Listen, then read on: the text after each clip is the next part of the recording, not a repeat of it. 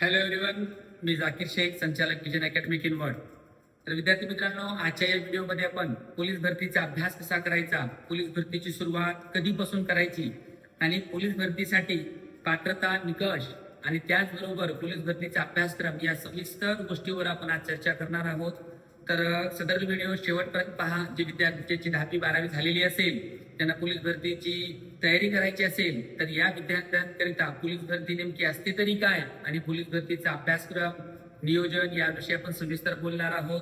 तर सुरुवात करूया. सर्वप्रथम पोलीस भरतीमध्ये येणारी जी पदे आहेत त्या पदांमध्ये आपण पदांविषयी बोलू. पोलीस भरतीमध्ये एकंदरीत किती पदे येतात पहा. तुम्हाला माहित असेल, पहिला जो पद आहे जिल्हा शिपाई पद आहे, ज्याला कॉन्स्टेबल म्हणतो आपण. त्याच्यानंतर दुसरा आहे पोलीस चालक आहे, ड्रायव्हिंगचा विषय असतो, ड्रायव्हर ज्याला म्हणतो आपण. त्याच्यानंतर तिसरा जो आहे SRPF, state reserve police force ज्याला म्हणतो आपण. त्याच्यानंतर जेल पोलीस, कारागृह पोलीस आहे चौथा. पाचवा जो आहे लोहमार्ग पोलीस आणि सहावा जो आहे बॅट्समॅन आहे. तर पोलीस भरतीच्या प्रोसिजरमध्ये एकंदरीत 6 पदांचा समावेश केलेला आहे. या 6 पैकी 5 जे पदे आहेत SRPF सोडून मुलं मुलीही भरतात. 6वा जो आहे SRPF, 5वा जो आहे जो काही नंबर असेल SRPF, हा जो पद आहे मुलींसाठी नाही. बाकीचे जे सगळे पदे आहेत मुलं आणि मुलींसाठी कॉमन आहेत. हा एक पॉईंट लक्षात ठेवा. त्याच्यानंतर आपल्याला माहिती आहे पोलीस बनण्यासाठी नेमकं लागतं तरी काय. पोलीस बनण्यासाठी आपल्याला माहित असेल 12वी उत्तीर्ण असणं आवश्यक आहे. 12वी उत्तीर्ण असणं आवश्यक आहे. 12वी झाल्यानंतरच आपण फॉर्म भरू शकतो. तयारी मात्र आपण कधीपासूनही करू शकतो, तो विषय नाही. तुम्ही 10वीच्या नंतरही तयारी करू शकता, 11वी करू शकता, 12वी झाल्यानंतरही करू शकता. पण कधी तयारी केली आहे योग्य राहील याविषयी आपण चर्चा करू. पहा, 12वी मध्ये असं काही नाही सायन्स पाहिजे, आर्ट्स पाहिजे, कॉमर्स पाहिजे अशी अट काही नाही. टक्केवारीची सुद्धा अट नाही. 12वी उत्तीर्ण असणं हा एक महत्वाचा पॉईंट आहे. 12वी उत्तीर्ण झालेल्या विद्यार्थ्याला पोलीस भरतीचा फॉर्म भरता येते. त्याच्यानंतर पहा, आपल्याला नेक्स्ट जे आहे वयोमर्यादा काय आहे, एज ज्याला म्हणतो, एज लिमिटेशन्स काय आहे. जनरली खुला प्रवर्ग जो असतो ओपन मध्ये येणारे यांना 18 ते 28 वर्ष आहे. 18 ते 28 वर्षापर्यंत त्यांना फॉर्म भरता येईल. त्याच्यानंतर जे मागास प्रवर्गीय गट आहे त्यांना 18 ते 33 वर्षापर्यंत फॉर्म भरता येतात. ओपनचा विद्यार्थी असेल त्याला 35 वर्ष जर चालू असेल तर तो विद्यार्थी फॉर्म भरू शकत नाही. मात्र अतिरिक्त सूट जसं खेळाडू असेल, होमगार्ड असेल, प्रकल्पग्रस्त असेल, भूकंपग्रस्त असेल त्यांना मात्र या 2 वरील वयोमर्यादापेक्षा जास्त सूट देण्यात आलेली आहे. तर हे लक्षात ठेवा. तुम्ही ज्या कॅटेगरीमध्ये बिलॉंग करता त्याच्यामध्ये असेल तर आपल्याला 33 वर्षापर्यंत फॉर्म भरता येतात. आणि त्याचबरोबर अटेम्प्टचा काही विषय नाही. कितीही वेळेस आपण फॉर्म भरू शकतो आणि कितीही भरत्या मारू शकतो. पण जास्त भरत्या मारणं पण चांगलं नसते, लवकर लागलेली बेटर असते. हा एक पॉईंट लक्षात ठेवा. त्याच्यानंतर दुसरा जो पॉईंट आहे शारीरिक पात्रता जी आहे याच्यामध्ये तुम्हाला हाईट महत्वाची आहे. पुरुषांसाठी 165 सेंटीमीटर आहे, तर महिलांसाठी किती आहे 155 सेंटीमीटर हाईट लागते. हा एक पॉईंट तुम्ही लक्षात ठेवा. हाईट सेंटीमीटर मध्ये असते. त्याच्यामध्ये 165 सेंटीमीटर पुरुषांसाठी आहे, त्याचबरोबर 155 सेंटीमीटर कोणासाठी आहे, महिलांसाठी आहे. त्याच्यानंतर पहा निवड प्रक्रिया कशी होणार. याच्यामध्ये 2 स्टेप्स आहेत. पहिला जो आहे मैदानी चाचणी ज्याला आपण ग्राउंड म्हणतो. मैदानी चाचणी ग्राउंड आहे. ग्राउंडला 50 गुण असतात. पहिलं ग्राउंड होणार, या 50 गुणांचं ग्राउंड राहणार आहे. मग ग्राउंड मध्ये जर तुम्ही क्वालिफाय झाला तर नंतर तुम्हाला लेखी परीक्षा द्यावी लागेल. आणि लेखी परीक्षा ही किती गुणांची असते, 100 गुणांची असते, ज्याच्यामध्ये 100 प्रश्न असतात. 100 गुण, 100 प्रश्न असतात. आणि त्याचबरोबर हे 100 प्रश्न सोडवण्यासाठी 90 मिनिटांचा वेळ असतो, म्हणजे 1.5 तासाचा वेळ असतो. आता ग्राउंड मध्ये क्वालिफाईड होण्यासाठी किती मार्क्स लागतात हे डिपेंड करते मेरिटवर. पण सरासरी किमान आपल्याला 35च्या वर मार्क्स पाहिजे. आणि जॉबसाठी 45, 43, 42 असे जर मार्क्स राहिले तर आपल्याला लेखीमध्ये कव्हर करायला सोपं जाईल. तर हा एक पॉईंट लक्षात ठेवा. 2 फेज आहेत, एक मैदानी चाचणी ग्राउंड आणि दुसरा जो आहे लेखी परीक्षा आहे 100 गुणांची आहे. मग याच्याविषयी मध्ये सुद्धा आपण बोलू की याच्यामध्ये 50 गुण कसे आहेत, लेखी परीक्षेत विषय कोणते आहे याविषयी पण बोलू. नेक्स्ट स्लाइड मध्ये पहा काय म्हणलेलं आहे. आता हे झालं अभ्यासक्रम. आता तयारी कधीपासून करायची हा एक विषय आहे. पहा, तयारी कधीपासून करायची आहे हे डिपेंड करते आपल्यावर. जर आपलं ध्येय स्पष्ट असेल की मला पोलीस भरती किंवा स्पर्धा परीक्षेची तयारी करायची आहे तर सगळ्यात बेस्ट जे आहे तुम्ही 10वी नंतर जे केला तर एकदम बेस्ट आहे. 10वी नंतर केल्यानं बेस्ट आहे. पण कधी जेव्हा आपल्याला आपलं टार्गेट डिसाइडेड असेल तेव्हा मात्र आपण करू शकतो. बरेच विद्यार्थी काय करतात 10वी झाल्यानंतर 11वी मध्ये प्रवेश घेतात, सायन्स घेतात, पुन्हा म्हणतात की मी पाहतो सायन्समध्ये जर नीट देतो किंवा त्याच्यानंतर सीईटीची तयारी करतो, पॅरामेडिकलला जातो, या गोष्टी होणार नाही. का? कारण तुम्हाला तुमचं ध्येय पहिलं डिसाईड करावं लागेल 10वी मध्येच की मला पोलीस भरती करायचं आहे किंवा मेडिकल फील्डमध्ये जायचं आहे किंवा दुसऱ्या इंजिनिअरिंग क्षेत्रात जायचं आहे. ज्यांना मेडिकल आणि इंजिनिअरिंग क्षेत्रात जायचं आहे त्यांनी 10वी नंतर तयारी करू नये, कारण त्यांना त्या गोष्टीवर फोकस करावा लागेल. आणि जे विद्यार्थी ज्यांचं ध्येय क्लिअर असेल की नाही आपल्याला स्पर्धा परीक्षाच करायची आहे तर त्यांनी 10वी पासून सुरू केल्यास एकदम बेस्ट आहे. का? वेळ वाचतो, 2 वर्षामध्ये बराच सारा स्पर्धेचा अभ्यासही होतो. आणि त्याच्यानंतर दुसरी जी आहे म्हणजे दुसरा जो पॉईंट आहे 12वी नंतरही आपण करू शकतो, विषय काही नाही. पण 12वी नंतर केल्यास थोडा वेळ लागू शकतो, कारण जर आपलं ध्येय स्पष्ट असेल, करायची तयारीच असेल, 10वी नंतर करायला काय हरकतच नाही.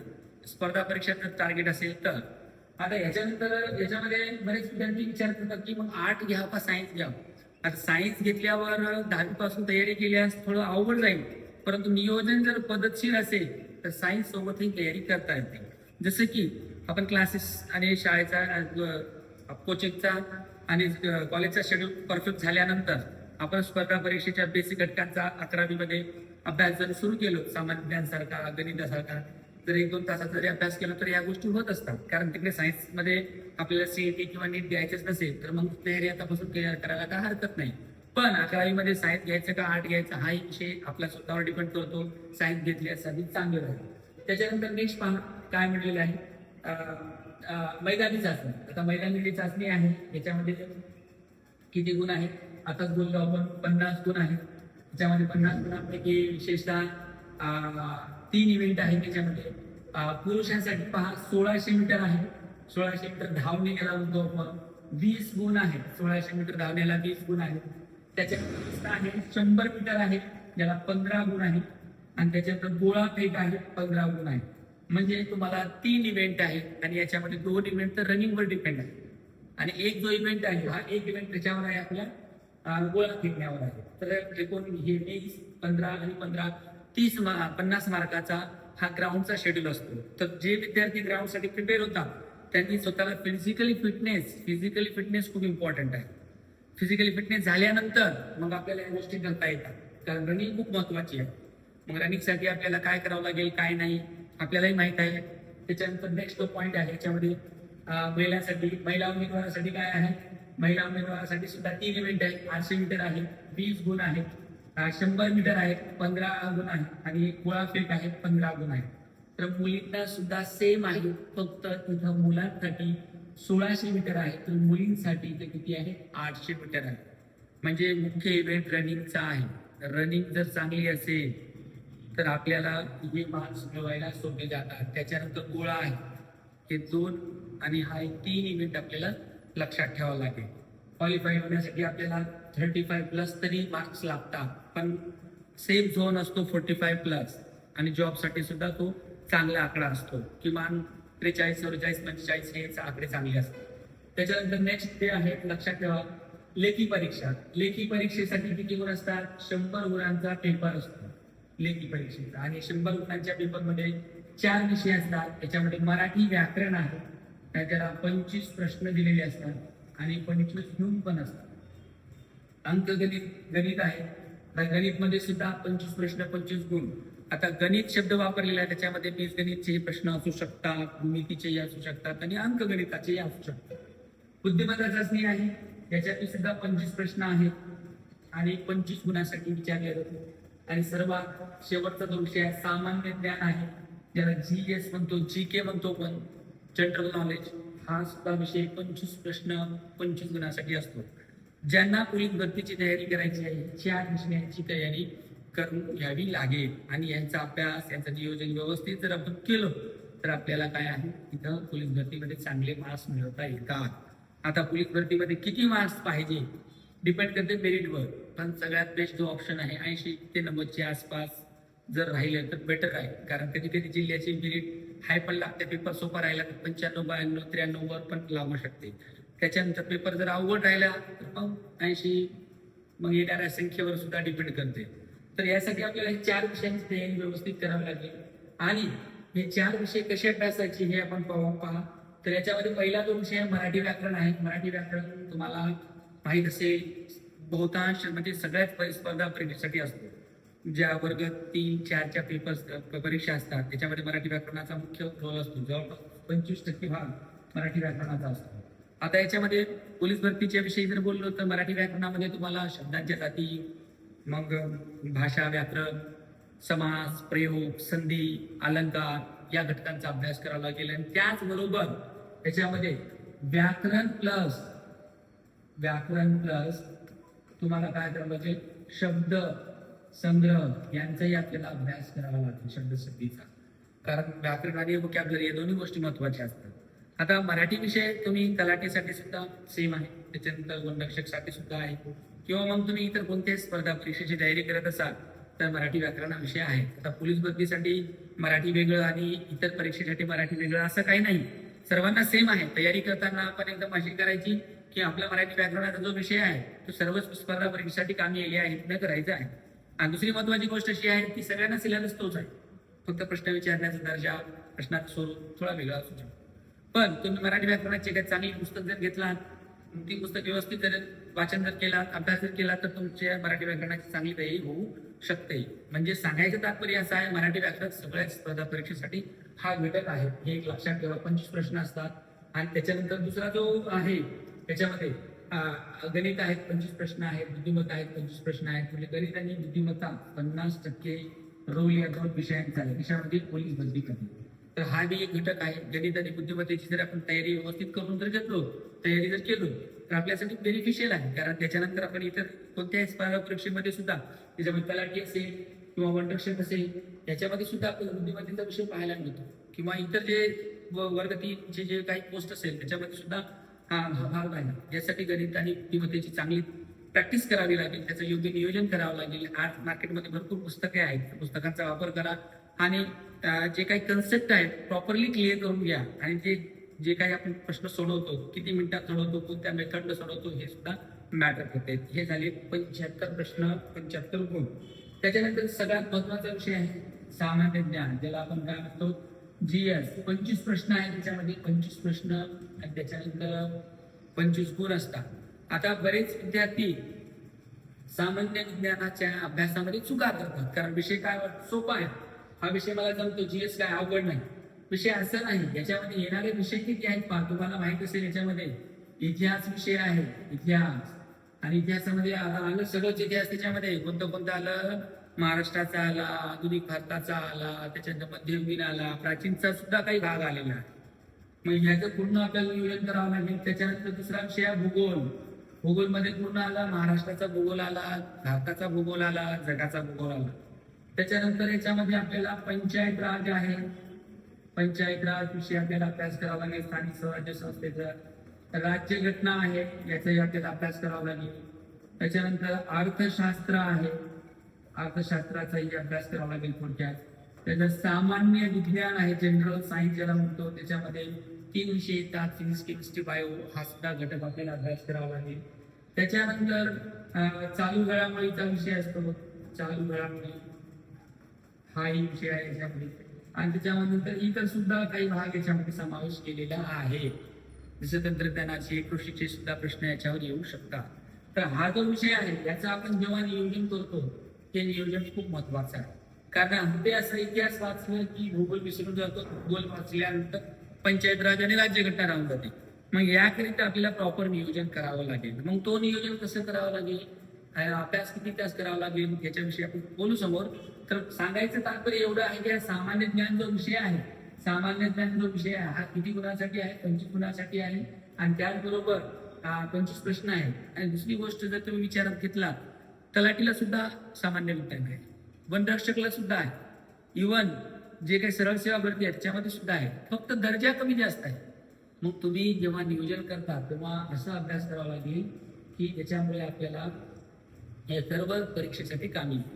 तर एक सुरुवात कधी करायची, कुठून करायची, हा एक महत्वाचा तुम्हाला सांगतो. सुरुवात माझ्यामध्ये तुम्ही सगळ्यात बेस्ट आहे ना, हे इतिहास, भूगोल आणि त्याच्यानंतर आपला हा सामान्य विज्ञान जो विषय आहे, हे 3 जे विषय आहेत तुम्ही काय करा, क्रमिक पुस्तकापासून सुरुवात करा. क्रमिक पुस्तके म्हणजे क्रमिक पुस्तके म्हणजे जे शाळेचे असतात ती येतात 5वी पासून. आता इतिहास 4थीचं पण आहे, 4थीचं पण घ्यायला हरकत नाही, 4थीचा. बाकी 5वी पासून घेतलं तरी चालतं. म्हणजे 5वी ते 10वी पर्यंत जर आपण बेसिक अभ्यास केलो, त्याच्यामध्ये इतिहास असेल, त्याच्यानंतर भूगोल असेल, आणि त्याच्यात सामान्य ज्ञान असेल, यांचा जर आपण अभ्यास केलो तर आपल्यासाठी बेटर आहे. आणि विद्यार्थी मित्रांनो, जे 10वी 12वीची आहे त्यांनी स्टार्टिंग पासून तयारी करत असेल तर तुम्ही काय करा, हे प्रमुख पुस्तकं वाचून काढा. यांना जास्त वेळही लागत नाही. हे पुस्तकं बरेच विद्यार्थी वाचत नाही, ठोकळे घेतात. मार्केटमध्ये आहेत बरेच, ठोकळ्यांचा अभ्यास करून म्हणजे हे करतात. तर विषय असा आहे की आपल्याला इथे काय करावं लागेल, आपल्याला की हा जो बेसिक पॉईंट आहे क्रमिक पुस्तकांचा तुम्ही योग्य तो क्रम लावा आणि त्या क्रमानुसार तुम्ही अभ्यास करा. आणि दुसरी महत्वाची गोष्ट अशी आहे, याचे तुम्ही नोट्स काढा. काय करा, नोट्स काढा. तुम्ही नोट्स जर काढला तर तुमच्यासाठी बेस्ट होईल. कारण हे जे घटक आहेत ज्यांचा क्रमिक पुस्तकांचा अभ्यास चांगला असेल त्याचा जीएस स्ट्रॉंग होते. कारण तुम्ही कधी काढून पहा 5वी 6वी 7वीची इतिहास भूगोलची पुस्तकं काढा, असे काही प्रश्न आहेत ज्याची उत्तर आपल्याला येत नाही, आपण विसरलो असेल कदाचित, हाही असू शकतो. तर यासाठी मुख्य तो पॉईंट आहे, आपल्याला काय करावं लागेल, सामान्य ज्ञानाची सुरुवात करायची कुठून, क्रमिक पुस्तकापासून करा. वेळ नसेल, आता जे भरती मारणारे असेल किंवा यांच्याकडे वेळेचा भाग असेल तर मग असे क्रमिक ठोकळे पण आहेत, ते पण वापरू शकतात. पण बेटर आहे नोट्स काढले तर आपल्याला टेन्शन राहत नाही. हा एक पॉईंट लक्षात ठेवा. त्याच्यानंतर मग पंचायत राज जाहिराती नाही, हे विषय खूप सोपे आहे. एकदा जर वाचन केलं तर काही नंतर काही जास्त अवघड जाणार नाही. पहिल्या सामान्य ज्ञानाचं पण एक आहे, अर्थशास्त्र पण आहे. सामान्य ज्ञान आपल्याला जास्त फिजिक्स केमिस्ट्री बायोलॉजी जास्त डीप मध्ये अभ्यास करायचा नाही, नीट परीक्षा द्यायची नाही आपल्याला. हे एक बेसिक आहे, 10वी पर्यंत जरी आपण केलो तर आपल्यासाठी सफिशियंट आहे. आणि याच्यासाठी कोणती पुस्तक वापरायची काय नाही, सामान्य ज्ञानासाठी ते आहे मार्केटमध्ये ठोकळे आहे सामान्य ज्ञानची, तुम्ही ते घेऊन सुद्धा वाचन करू शकता. सोबत एक क्रमिक पुस्तके सुद्धा वाचू शकता. हा एक पॉईंट लक्षात ठेवा. याचं नियोजन व्यवस्थित लागलं तर आपला अभ्यास व्यवस्थित होऊ शकतो. कारण इतिहास, भूगोल आणि त्याच्यानंतर ते सामान्य विज्ञान हे विषय आहेत लेंदी थोडे, आणि याकरिता आपल्याला त्यांना व्यवस्थित रिव्हिजन प्रॉपर रिडिंग जर केलं, नोट्स वगैरे काढून चांगलं जर केलं तर आपल्यासाठी सोपं जाईल. हा एक पॉईंट लक्षात ठेवा. हे 4 विषय आहेत. 4 विषय झाल्यानंतर आपल्याला समोर काय करायचं हे पहा. आता हे करा म्हणजे पोलीस भरतीसाठी हे जे 4 विषय आहेत, 4 विषयांच्या अभ्यासाच्या संबंधित काय करायचं आहे मी तुम्हाला सांगतो. पहा, पहिलं पहा, तुम्ही 4 विषयांचा अभ्यास करताना टाइम टेबल बनवा. कोणत्या विषयाला किती वेळ द्यायचं काही नाही. आता माझ्या मते जर तुम्ही म्हणलात तर किती तास अभ्यास करायला पाहिजे, तास आपल्यासाठी मॅटर करत नाही. मॅटर काय होतो, आपल्याकडे असलेला वेळ आणि त्याच्यानंतर आपलं टार्गेट कधी पूर्ण करायचं आहे यानुसार आपल्याला टाइम सेट करावा लागेल. तरीही किमान आपल्याला 8 तास तरी अभ्यास करावा लागेल व्यवस्थित प्रकारे. जे फ्रेशर असेल जे 8 ते 9 तास तरी अभ्यास केले तरी ठीक आहे. म्हणून हेही 8 तास करताना चांगलं गोल मांडणे आपल्याला अभ्यास करावा लागेल. त्याच्यामध्ये गणित, बुद्धिमत्ता, मराठी यांना आपण 3-4 तास जरी दिलो, बाकीची उर्वरित जी आहे जीएसला जरी दिलं तरी आपल्याला चालते. तुमच्या शेड्यूलनुसार तुम्ही बनवा, पण बनवताना असं बनवा की ज्याच्यामुळे तुमचा अभ्यास व्यवस्थित चालला पाहिजे. आणि दुसरी गोष्ट काय आहे, याच्यामध्ये जो काही आपण टाइम टेबल बनवलेला असतो त्या टाइम टेबलमध्ये काहीही एक्सक्युजेस करायचे नाही. आज राहू द्या, मला अभ्यास करू वाटणं गेलं मी नंतर करतो, असं नाही. तुम्ही जेव्हा एकदा ठरवलात ना, या गोष्टी कमिटमेंट करतात ना, त्याप्रमाणे तुम्ही काम करा. आणि त्याच्यानंतर पहा काय होते की आपला अभ्यास व्यवस्थित होतो. आणि अभ्यासाची एकदा सवय लागली तर मग सांगू नका, आपण बऱ्याच गोष्टी काय आहे मिळवू शकतो जीवनामध्ये. कारण जीवनामध्ये अभ्यास असा एक मार्ग आहे, नॉलेज ज्याला म्हणतो, नॉलेजनं आपण बऱ्याच गोष्टी मिळवू शकतो. नॉलेज शिवाय आपलं म्हणजे शैक्षणिक क्षेत्र हे अधुरच आहे. आपलं वैयक्तिक किंवा जे काही आपलं सोशल लाईफ आहे त्याच्यात तेवढं आपल्याला इम्पॉर्टन्स राहत नाही. हा एक मुद्दा लक्षात ठेवा. आणि दुसरी गोष्ट अशी आहे की जेव्हा आपण स्पर्धा परीक्षेची तयारी करतो काही गोष्टींना अवॉइड करण्याचा प्रयत्न करायचा, जिथे आपला टाइम वेस्ट होतो त्या गोष्टींना थोडं अवॉइड करायचं. कारण होते कसं माहिती आहे का, आपण बऱ्याच वेळेस प्रत्येक गोष्टीला गावाकडे जाणं, त्याच्यानंतर मग इतर गोष्टींमध्ये टाइम वेस्ट करणं, ह्या गोष्टी आपण टाळायला पाहिजे. जेणेकरून काय होते की आपला टाइम असतो मग आपण अभ्यासाच्या याच्यावर जातो. दुसरी गोष्ट अशी आहे की खंड पडू देऊ नका याच्यामध्ये. खंड जर पडू दिला तर अवघड होईल. त्याच्यानंतर नेक्स्ट जे आहे, तुम्हाला अभ्यासाच्या रिगार्डिंग काय करावं लागेल, चांगले मित्र पण बनवावं लागेल ज्याच्यामुळे आपण चर्चा करू शकतो अभ्यासाच्या रिगार्डिंग. ह्या गोष्टी पण लक्षात ठेवायच्या आहेत. पॉझिटिव्हिटी मनामध्ये असली पाहिजे, सकारात्मकता जर राहिली तर ह्या गोष्टी होतात. बरेच जण म्हणतात काय लागणार आहे, एवढे फॉर्म यायले, तेवढे विद्यार्थी फॉर्म भरायले, एवढी स्पर्धा आहे. बरोबर आहे, पण ह्या सगळ्या गोष्टी विद्यार्थ्यासाठीच आहेत. विद्यार्थीच परीक्षा देणार आहे, दुसरी कोणी येऊन परीक्षा देणार नाही. यामुळे यासाठी काय करायचं, आपल्याला सकारात्मक वातावरणात राहायचं आहे.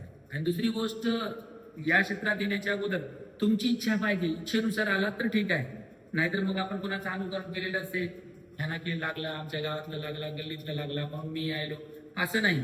तुमची इच्छा असेल तेव्हाच आपण त्या क्षेत्रात प्रवेश करायचा आहे. इच्छा नसेल, इतरांचं बघून किंवा फॅमिलीच्या प्रेशरमुळे जर आलेल्या असाल, मग ती गोष्ट आपल्यासाठी समोर घातक ठरू शकते.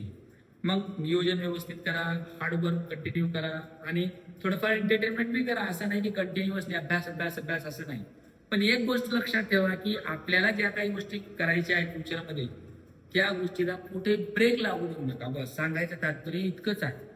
क्रमिक पुस्तकांचं व्यवस्थित वाचन, चांगली संगत, ग्रुप डिस्कशन, त्याच्यानंतर करंट इव्हेंटचा योग्य अभ्यास करा. त्याच्यानंतर मग सकारात्मकता ठेवायचं. पहा, जीवनामध्ये प्रत्येकाला अडचणी येतात. आर्थिक अडचण असेल किंवा इतर अडचण असेल, त्या अडचणीला आपण परिस्थितीला दोष देऊन चालत नाही. कारण कसं, सगळ्याच गोष्टी आपल्याला जुळून कधीच येत नसतात. आपल्याकडे सर्व काही असेल तरी जुळून येत नाही. म्हणून आपल्याकडे आज काय आहे, काय नाही आहे, या गोष्टीचा विचार न करता आपण अभ्यास करायचा आहे. पहा, अभ्यास करणाऱ्या विद्यार्थ्याला परिस्थितीचा परिणाम होत असेल नसेल तर त्याच्यावर डिपेंड करतो. तो त्या गोष्टीला किती प्रमाणात आपल्या माइंडवर नसेट करतो. जर तुम्ही जास्त प्रमाणात मनावर घेतलात, माझी परिस्थिती खूपच बिकट आहे, माझ्या घरी कोणी शिकलेलंच नाही, माझी तयारी होते की नाही, एवढी स्पर्धा आहे, पहा प्रयत्न करायला हरकत नाही. आणि जेव्हा आपण सकारात्मकतेने चांगल्या नियतीने प्रयत्न करतो, नक्कीच काय आहे, हे निसर्ग सुद्धा आपल्याला मदत करतो. म्हणून तुम्ही काय करायचं की तयारी करताना सगळ्या गोष्टी सकारात्मकतेने ठेवायच्या आहेत. आणि एकदा एखादं टार्गेट आपण सेट केलं ना, त्याच्यामध्ये कॉम्प्रोमाइज नाही करायचं. लागू द्या, 1 वेळेस, 2 वेळेस, 3 वेळेस, 4 वेळेस लागू द्या. का, कल्पना करायचं, जर लागलं तर आपलं आयुष्य काय होते, नाही लागलं तर आपलं आयुष्य काय होते, या गोष्टी आपल्याला दिसून येतात. लागल्यानंतर काय आणि नाही लागलं तर काय, या दोन गोष्टी आपल्याला दिसतात. कारण बरेच विद्यार्थी नियोजन व्यवस्थित करत नाही, म्हणून कुठेतरी अपयश होतात. आणि कोणतीही गोष्ट पहा, एवढ्या लवकर सहज मिळत नाही. आपल्याला खूप संघर्ष करावा लागतो. मग तो कोणताही क्षेत्र असेल, बिझनेस असेल, जॉब असेल, काही असेल, ज्या गोष्टी आपल्याला अचीव करायच्या आहेत, ज्याच्यामध्ये काहीतरी स्पेशल असतील, त्या गोष्टी एवढ्या सहज पद्धतीने आपल्याला मिळत नाही. याकरिता आपल्याला काय करावं लागेल, संयम ठेवावा लागेल, 2-3 वर्ष मेहनत करावी लागेल, नंतर कुठेतरी जाऊ या गोष्टी होतात. तर हे करा तुम्ही. आणि याच्यानंतर पहा, काही गोष्टी आपल्याला स्किप करायचा, हे करू नका. काय करू नका, याच्यामध्ये मोबाईलचा जास्त वापर होता कामा नये. कारण विषय कसा असतो, मोबाईल जे आहे आजच्या काळामध्ये खूप उपयुक्त असं एक डिव्हाइस आहे. मोबाईलची आवश्यकता आपल्याला खूप आहे. पण विषय कसा असतो माहिती आहे का, मोबाईलमुळे अतिवापरमुळे, मोबाईल वापर करू नका म्हणत नाही, पण त्याचा वापर अभ्यास करताना मात्र थोडं मोबाईलला डिस्टन्स ठेवून करा.